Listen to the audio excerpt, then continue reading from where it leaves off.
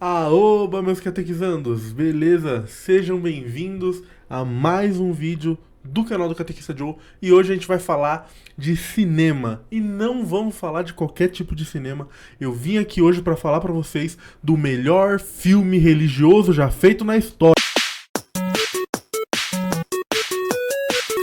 Sim, eu falo isso sem medo, eu gosto desse filme mais do que eu gosto da Paixão de Cristo do Mel Gibson. Óbvio que é um filmaço, todo mundo ama esse filme, é maravilhoso.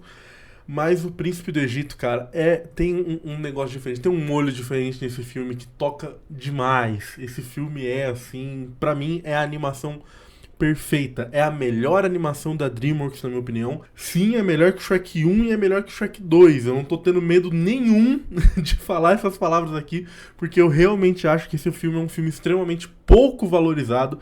Porque é, assim, pra mim, o magnum opus da DreamWorks. É o melhor filme que eles já fizeram, a melhor coisa que já saiu desse estúdio, que tem um monte de filme bom, mas, cara, Príncipe do Egito é realmente diferenciado.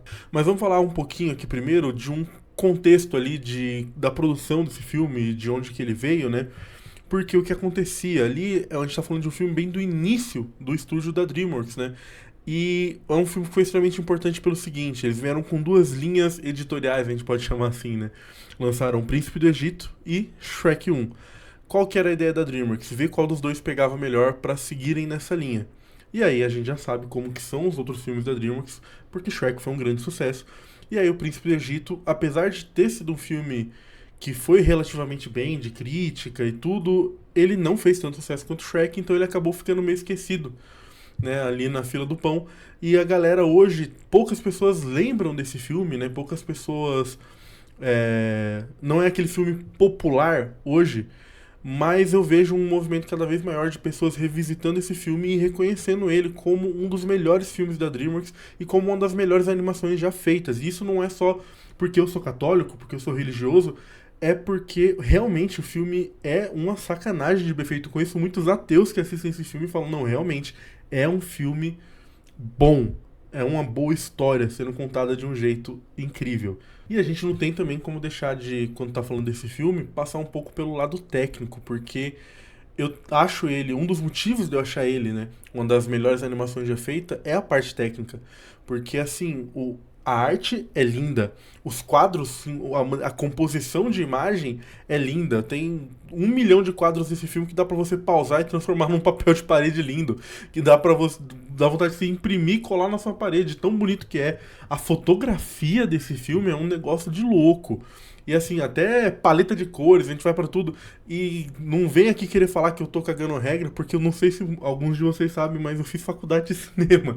Então eu entendo um pouquinho é, dessa parte técnica, né? E pra gente que gosta, que se aprofunda nessa parte técnica do cinema, é realmente um filme que enche os olhos, porque ele é lindo, é um filme lindo. E também, falando na parte técnica, a gente não tem como não falar das músicas, cara. Cara, é uma pedrada atrás da outra. É só música boa. E aí tem as músicas cantadas que são, meu Deus, aquela primeira lá já dos escravos já é uma sacanagem. E aí tem também a trilha instrumental que foi feita pelo Hans Zimmer, um cara que é fenomenal, né? Quem aí gosta de trilha sonora sabe que Hans Zimmer é um dos maiores nomes que a gente tem hoje.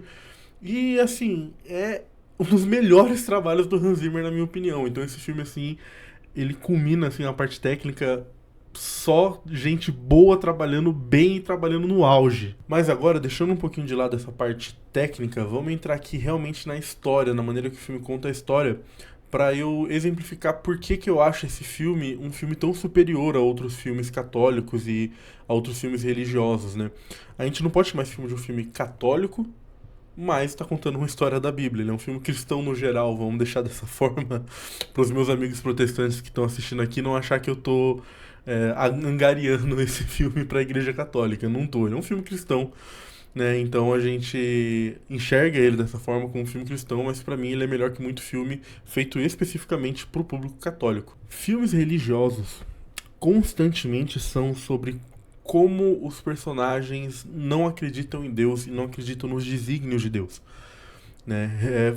Frequentemente o filme vai se tratar de uma crise de fé, que o personagem está tendo, e como Deus vai guiá-lo nessa crise, como Deus vai fazê-lo superar essa crise, ou um personagem que não acredita em Deus e através dos acontecimentos do filme vai ter essa jornada aí para acreditar em Deus, e não tem problema nenhum com essa estrutura, né? Porque tem filmes bons feitos com essa estrutura, mas também tem muito filme tenebroso. Tô olhando pra você, Deus não está morto. Esse filme é horroroso.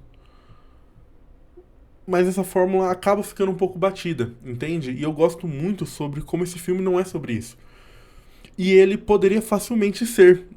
E ele escolhe tomar a rota um pouco mais difícil, mas que vai dar uma complexidade ali, um olho a mais pra essa trama, pra esse roteiro, que deixa tudo melhor. Porque você pega ali os escravos, os hebreus, tinham tudo pra ser pessoas que estavam em crise de fé, pessoas que não estavam acreditando em Deus, por estarem na situação que estavam, né? Seria fácil pro filme retratar eles dessa forma, mas não, ele é são um povo que tem esperança que vão ser salvos. Eles têm esperança nisso.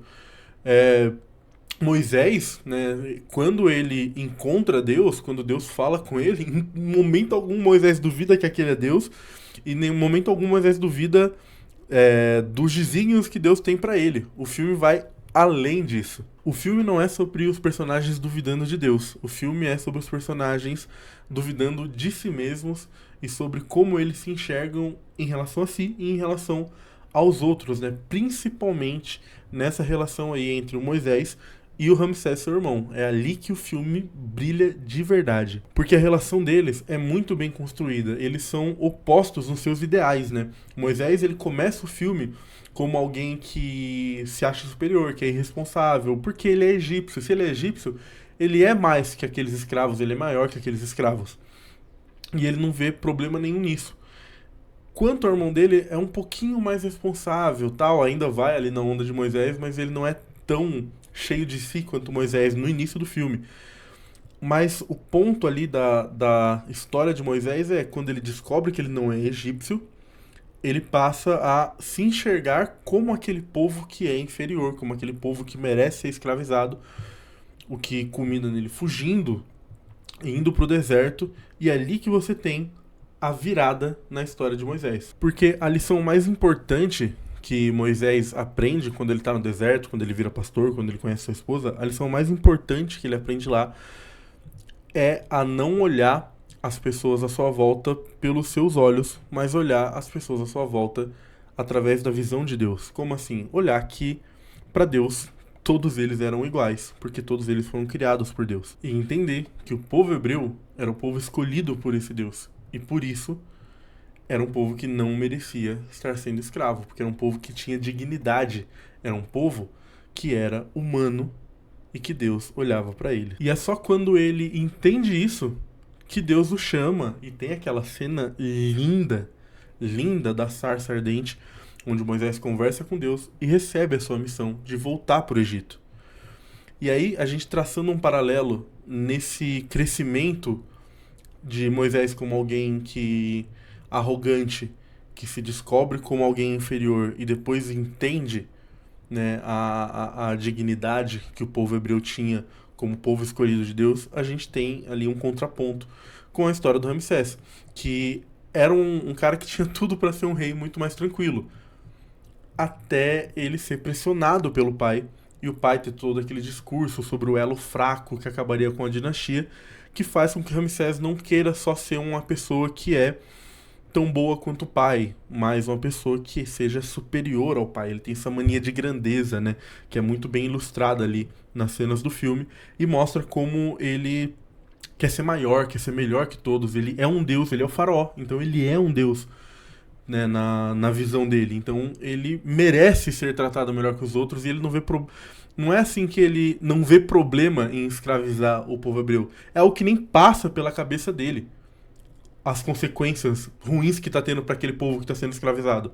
Ele só tá fazendo isso por quê? Porque ele pode, porque ele é o faraó, ele é um deus. Então eu gosto muito como o filme traça esse paralelo, porque aí no fim ele não é apenas um filme sobre a história do Êxodo, né? Ou só um filme sobre a relação de Moisés e Ramsés. Ele é um filme que está trazendo um debate sobre a arrogância contra a humildade. Sobre como a humildade pode nos levar a chegar nos desígnios de Deus.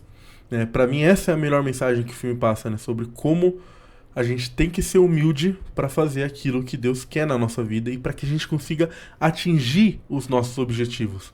A gente precisa de humildade. Isso também é mostrado, assim, a gente tem vários paralelos que a gente pode fazer, mas só para traçar um aqui, a visão do filme de milagres, né? O que Moisés aprende que são os milagres no deserto? Ele aprende que os milagres são as coisas que estão à sua volta e que você precisa ter se atentar a elas para poder perceber esses milagres. O milagre da vida, o milagre das pessoas e o milagre de tudo que está em sua volta é simples, está no simples. Deus está agindo naquela simplicidade.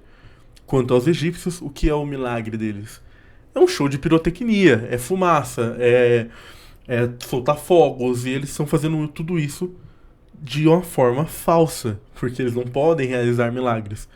E Moisés vai agindo na simplicidade. E na sua simplicidade ele faz coisas muito mais extraordinárias que aqueles, vamos colocar, sacerdotes, né, ali, aqueles sacerdotes pagãos ali do Egito conseguiam. E como que se desenrola, né, esse embate, né, entre a humildade e a arrogância, entre o Ramsés e Moisés? Se desenrola para mim de uma maneira que eu acho extremamente linda e que também tem uma lição muito importante para ensinar pra gente, que é a importância da verdade. A verdade também tem um papel muito importante nessa disputa entre eles.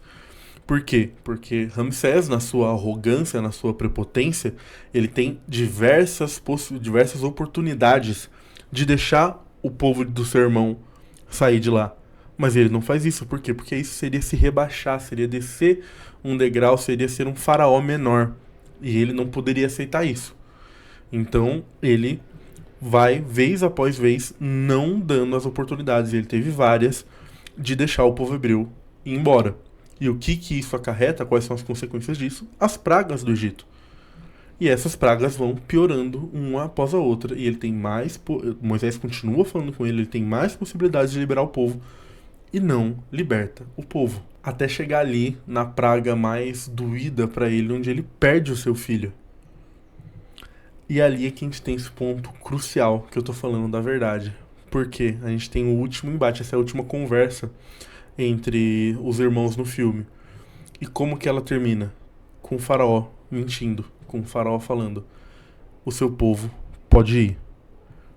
Moisés vai embora com o seu povo livre e ele vai atrás para continuar os perseguindo. Então você tem aqui novamente um embate entre a verdade de Deus e Moisés e a mentira do paganismo e do faraó. E isso, obviamente, essa mentira junto com essa arrogância com tudo vai trazer ainda mais consequências pro faraó, né, que leva pra, acho que é a cena mais linda do filme, que é o momento onde Moisés abre o Mar Vermelho, onde eles passam pelo Mar Vermelho. Aquilo ali é assim, é linda essa sequência.